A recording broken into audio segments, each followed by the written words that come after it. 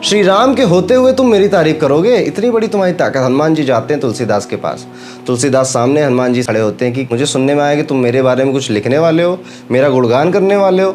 तुलसीदास कहते हैं हाँ प्रभु, क्यों नहीं, आप इतने बड़े महान व्यक्तित्व हैं, आपका क्यों गुणगान नहीं करना चाहिए। तो उन्होंने कहा देखो मेरी बात ध्यान से सुनो, गुणगान होगा, भक्ति होगी, पूजा होगी तो सिर्फ श्री राम जी की होगी, माता सीता की होगी, मेरी नहीं होगी। मैं तो एक भक्त हूँ, सेवक हूँ। सेवक का गुणगान कहाँ होता है? देखा है कभी किसी दास का गुणगान होते हुए? क्या है ग्रहों की चाल, सनातन रीतियों और ज्योतिष शास्त्र के माध्यम से अंकों की इस रहस्यमयी दुनिया को देखेंगे, सितारों के राज खोलेंगे। राधे राधे। एस्ट्रोलॉजर पंडित यूट्यूब चैनल के साथ। क्या आप ये जानते हैं कि हनुमान जी कभी नहीं चाहते थे कि हनुमान चालीसा लिखी जाए? उन्होंने इवन तुलसीदास पे कई बार अटैक करने की भी कोशिश करी कि वो हनुमान चालीसा ना लिख पाए, फिर भी हनुमान चालीसा कैसे लिखी गई। आज के इस वीडियो में हम इसी कथा को पूरी तरह से समझेंगे। हनुमान जयंती के शुभ अवसर पे ये वीडियो सभी हनुमान भक्तों को, सभी राम भक्तों को मेरी तरफ से समर्पित है। आज के इस वीडियो में हम ये भी सीखेंगे हनुमान चालीसा लिखी क्यों गई, हनुमान चालीसा लिखते समय हनुमान जी क्यों नहीं चाहते थे कि हनुमान चालीसा लिखी जाए, और हनुमान चालीसा के क्या चमत्कारी प्रभाव हैं जो आप पे पड़ सकते हैं, ये भी हम इसी वीडियो में जानेंगे। ज़्यादा समय आपका ना लेते हुए शुरू करते हैं इस वीडियो को। तो कहानी जुड़ी हुई है काफ़ी समय पहले, जब तुलसीदास ने रामचरितमानस लिख दी थी। रामचरितमानस लिखने के पीछे की जो कहानी है, जो कथा है, वो इस तरह से है। तुलसीदास को भगवान शंकर जी ने कहा था कि रामायण या फिर श्री राम के चरित्र को ऐसी लैंग्वेज में लिखो जो कि जनमानस यानी कि आम आदमी भी जो है, जो नुक्कड़ में कुन्नड़ में बैठता है, ठेला चला रहा, रिक्शा चला रहा, उसको भी समझ में आ जाए कि राम का चरित्र क्या है और रामायण क्या है। क्योंकि जो पहले वाल्मीकि जी ने रामायण लिखी थी वो कठिन से कठिन शब्दों और संस्कृत में लिखी गई थी, तो उसको हिंदी में और हिंदी से भी जो लोकल भाषा है, जो लोकल लैंग्वेज, उसमें लिखने का काम तुलसीदास जी को दिया गया था। और तुलसीदास जी ने बखूबी वो काम किया गया। तो रामायण को ही हिंदी, मैथिली और अवधी भाषा में कन्वर्ट करके उन्होंने लिखा और उसको नाम दिया गया रामचरितमानस, राम की चरित्र की कहानी। अब जब उन्होंने रामचरितमानस लिख ली तो उनके मन में आया कि राम जी के तो पूरे कैरेक्टर और पूरी उनका भव्य विवरण मैंने लिख दिया, लेकिन इतना इम्पोर्टेंट व्यक्ति, इतना इम्पोर्टेंट कैरेक्टर पूरे रामायण का, ऐसा देव, ऐसा भगवान जो हर किसी के लिए एक प्रेरणा स्रोत बन सकता है, जिससे हर कोई भक्ति सीख सकता है, यानी कि श्री हनुमान, उनके बारे में मैंने कुछ ज़्यादा तो लिखा नहीं है। तो जैसे भगवान श्री राम खुद कहते थे कि मेरी भक्ति हनुमान की भक्ति के बगैर अधूरी है, तो तुलसीदास जी के सामने भी ये चैलेंज था कि राम जी की भक्ति तो कर दी, अब हनुमान जी की भक्ति के लिए भी मुझे अब उनके लिए भी कुछ लिखना है, कुछ ऐसी स्तुति जो हर जनमानस इजीली गा सके और इजीली समझ सके। अब उनके ये प्लानिंग चल रही थी और ये बात पता चल जाती है हनुमान जी को। हनुमान जी कहते हैं अच्छा मेरे बारे में लिखोगे, मेरी तारीफ करोगे, श्री राम के होते हुए तुम मेरी तारीफ करोगे, इतनी बड़ी तुम्हारी ताकत। हनुमान जी जाते हैं तुलसीदास के पास। तुलसीदास सामने, हनुमान जी खड़े होते हैं कि मुझे सुनने में आया कि तुम मेरे बारे में कुछ लिखने वाले हो, मेरा गुणगान करने वाले हो। तुलसीदास कहते हैं हाँ प्रभु, क्यों नहीं, आप इतने बड़े महान व्यक्तित्व हैं, आपका क्यों गुणगान नहीं करना चाहिए। तो उन्होंने कहा देखो मेरी बात ध्यान से सुनो, गुणगान होगा, भक्ति होगी, पूजा होगी तो सिर्फ श्री राम जी की होगी, माता सीता की होगी, मेरी नहीं होगी। मैं तो एक भक्त हूँ, सेवक हूँ। सेवक का गुणगान कहाँ होता है? देखा है कभी किसी दास का गुणगान होते हुए? तो सबसे पहले तो तुलसीदास जी प्रभावित हो जाते हैं कि इतने बड़े व्यक्तित्व होने के बावजूद श्री हनुमान अपने आप को एक सेवक और एक दासी बताते हैं। अब उनका जो विश्वास था वो और दृढ़ हो जाता है कि अब तो मुझे लिखना ही है। उन्होंने सोच रखा था कि मुझे हनुमान चालीसा लिखनी, यानी कि 40 चौपाइयों में हनुमान जी की पूरी कहानी बतानी है।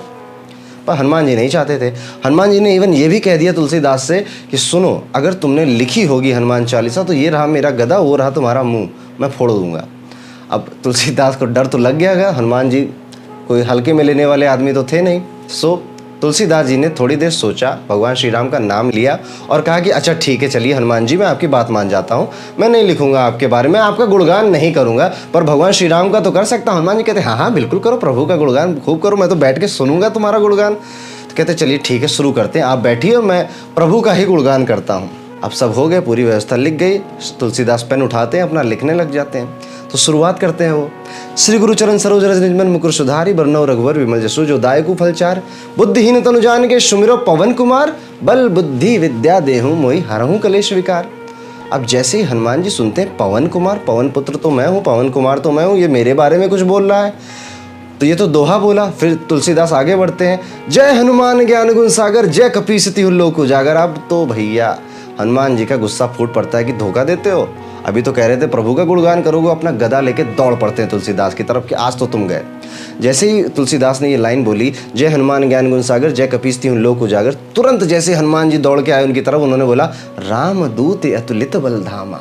अब जैसे भगवान श्री राम का नाम ले लिया, हनुमान जी पीछे हट गए कि नहीं यार, ये तो अभी तो प्रभु का नाम लिया इसने, प्रभु जी का नाम ले लिया, अब तो मैं कैसे मारूं इसको। अब वो थोड़ी देर पीछे हट जाते हैं, सोच में पड़ जाते हैं कि तो राम जी का ही नाम ले रहा है। उसके बाद आगे बढ़ते हैं तुलसीदास, शंकर सुवन केसरी नंदन, तेज प्रताप महाजगवंदन, विद्यावान गुणियति चातुर। अब इतनी लाइनें बोली, विद्यावान गुणियति चातुर, फिर मुझे बोल रहा है, फिर मेरी तारीफ कर रहा है, फिर वो गदा लेके दौड़ पड़ते तुलसीदास की तरफ, उठा के मारने ही वाले होते हैं कि तुरंत तुलसीदास उनको बोलते हैं विद्यावान गुणियति चातुर, राम काज करबे को आतुर। फिर राम जी का नाम ले लेते हैं। अब हनुमान जी फिर पीछे हट जाते हैं कि अरे यार फिर राम जी का नाम ले लिया। ऐसे फिर आगे बढ़ती है जब कथा हमारी, सूक्ष्म रूप धरि सिंह दिखावा, विकट रूप धरि लंक जरावा, भीम रूप धरि असुर सहारे। अब सूक्ष्म रूप धरि छोटे हो गए थे, जब श्री हनुमान जी लंका जा रहे थे तो छोटा सा रूप ले लिया था, तब लंका में एंटर हुए थे। सूक्ष्म रूप धरि सिंह दिखावा, विकट रूप धरि लंक जरावा, बहुत बड़ा रूप करके लंका ही जला दी थी अपनी।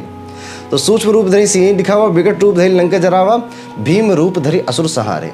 भीम मतलब बहुत विशाल, बहुत बड़ा स्वरूप कर लेते। हनुमान जी के अंदर ये ताकत भी थी कि वो आंटमैन जैसे नहीं होता, छोटा और बड़ा हो जाता है, ऐसे वो भी श्री हनुमान जी भी छोटे और बड़े हो जाते थे। उसके बाद ये लाइन जोड़ देते हैं, जैसे भगवान श्री राम का नाम ले लिया तो फिर से हनुमान जी अटैक करने से वापस आ जाते हैं। तो ये कहानी चल रही होती है।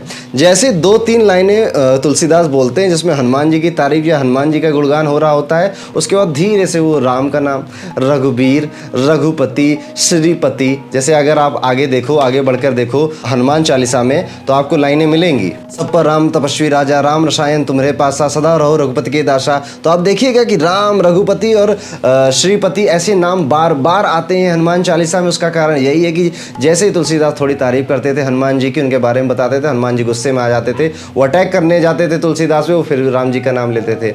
अंत जब हुआ तो पवन तनय संकट हरन, मंगल मूर्ति रूप, राम लखन सीता सहित हृदय बसहु सुरभूप। फिर से राम जी का नाम लिया, तब जाके एंड कर पाए तुलसीदास जी हनुमान चालीसा को। और जब इतना सब कुछ कांड हुआ, पूरे 40 की 40 चौपाइयाँ बोल दी और राम जी का नाम बार बार लिया और हनुमान जी कुछ कर भी नहीं पाए, और अंत में हनुमान चालीसा पूरी तरह से लिख दी गई। तो ये थी हनुमान चालीसा कैसे लिखी गई, कितना ज़्यादा स्ट्रगल तुलसीदास ने किया, तब आप और मैं हनुमान चालीसा जैसा दिव्य चौपाइयाँ पढ़ते हैं। हनुमान चालीसा जो भी पढ़ता है, स्टूडेंट है, वर्किंग है, बिजनेसमैन है, उसके मन से भय निकल जाता है। अगर आपको अपने भविष्य को लेकर चिंता होती, डर लगती है, निश्चित तौर पे आप हनुमान चालीसा पढ़िए। और नीचे मैंने हनुमान जी से जुड़ा हुआ डिस्क्रिप्शन में एक मंत्र दिया हुआ है, इसको चैंट करिए। प्रतिदिन आप एक बार चैंट करोगे उस तब भी आपको असर मिलेगा इस चीज़ का। इस मंत्र को आप चैंट करते हैं, हनुमान चालीसा का चैंट करते हैं, आप देखिएगा कि आपके जीवन में सबसे पहले तो आपके चेहरे पे तेज आएगा, आपके अंदर करेज आएगा, किसी भी चैलेंज, किसी भी रिस्क को लेने से आप पीछे नहीं हटेंगे। इतनी दिव्य है हनुमान चालीसा। हनुमान जयंती के इस पावन पर्व पे मैं आप सभी को एक काम देता हूँ। मुझे पता है कि आप सभी हनुमान भक्त, राम भक्त यहाँ तक वीडियो देख रहे होंगे, लेकिन क्या आपको पता है कि हनुमान चालीसा में श्री राम का नाम कितनी बार आया है? अगर पता है तो कमेंट करके ज़रूर बताइएगा मुझे, और बाकी सब लोग जो कमेंट पढ़ेंगे उनको भी बहुत ज़्यादा आनंद आएगा। और अगर नहीं पता तो जाके आज काउंट करिएगा कि हनुमान चालीसा में श्री राम का नाम कितनी बार आया है। आशा है आपको ये वीडियो पसंद आया होगा। इसी तरह की अनोखी कथाएं मैं आपके लिए समय समय पर लेके आता रहता हूँ। ऐसी कथाएं सुनने के लिए एस्ट्रो अरुण पंडित यूट्यूब चैनल ज़रूर सब्सक्राइब करिए। मिलते हैं अगले वीडियो में, तब तक के लिए जय श्री राम।